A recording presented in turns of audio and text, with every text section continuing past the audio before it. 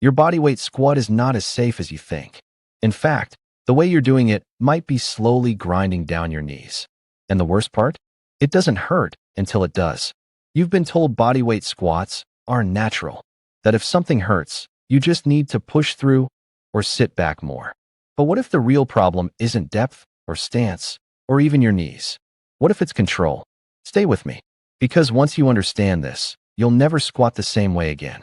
You feel it when you stand up from a chair, that dull ache at the front of your knee, or maybe a sharp pinch at the bottom of your squat.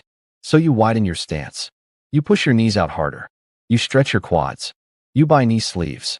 It helps temporarily, but the discomfort always returns. And now you're stuck. You want stronger legs. You want athletic movement. But squatting feels like you're wearing down your joints instead of building them. You're not weak. You're misaligned. And that's a very different problem. Let's simplify this. Your knee is not just a hinge. It's a transmission system. It transfers force from your hips to your ankles. When you squat, your kneecap, the patella, glides through a groove in your femur. If that glide is smooth, force distributes evenly. If it's slightly off, pressure multiplies.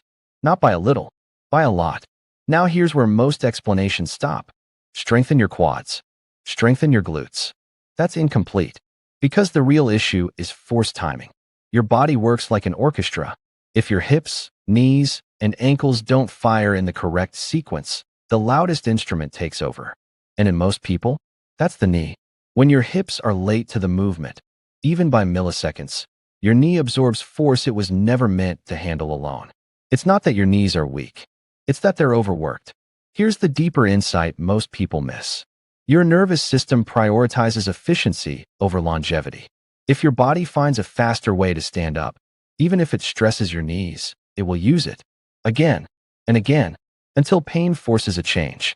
But pain is a lagging indicator. Damage starts before discomfort. And this is where most people get blindsided. Because your squat can look clean and still be mechanically expensive. So what's actually happening? You're dropping into the bottom passively, relaxing into your ligaments, letting gravity pull you down. Then you're trying to reverse that force from a dead stop. That's sudden deceleration and rebound. That's what irritates your knees. And here's the part almost nobody talks about. Control on the way down protects the knee more than strength on the way up. Let me say that again. Eccentric control is your joint's insurance policy. Without it, every squat is a micro collision. So why does this keep happening? Impatience. Body weight feels light. So you rush it. You chase reps instead of precision. You treat squats like cardio instead of skill. And because there's no barbell, your ego doesn't think it matters. But your joints don't care whether the load is iron or your body. They care about force. And force is mass times acceleration. When you drop fast, you increase acceleration, which means you increase force, even with just body weight. Another psychological trap? You think pain means weakness, so you stretch more. But many knee issues aren't mobility problems. They're motor control problems. You don't need more range. You need ownership of the range you already have. Simple, but not easy. Here's how you fix it. Not with gimmicks. With mechanics. Step 1. Slow the descent to 3 to 4 seconds. Every rep. Count it. 1, 2, 3.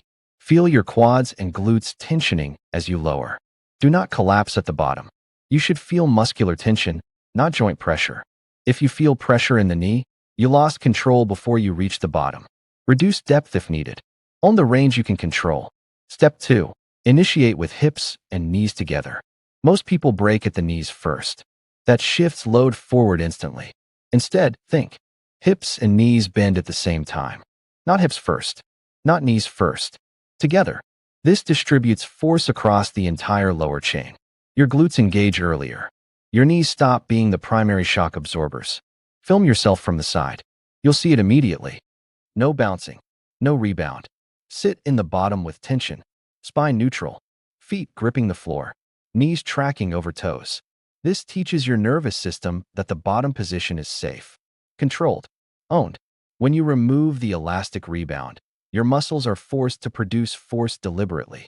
That builds joint resilience, not just strength. Do this for 4 to 6 weeks. Slow reps. Low ego. Perfect control. Your knees won't just stop hurting. They'll start feeling stable. Your knees were not designed to be protected by sleeves. They were designed to be protected by coordination. The bodyweight squat isn't dangerous, but a careless squat is. Control the descent, control the transition, control the force, and your joints won't just survive training. They'll become bulletproof.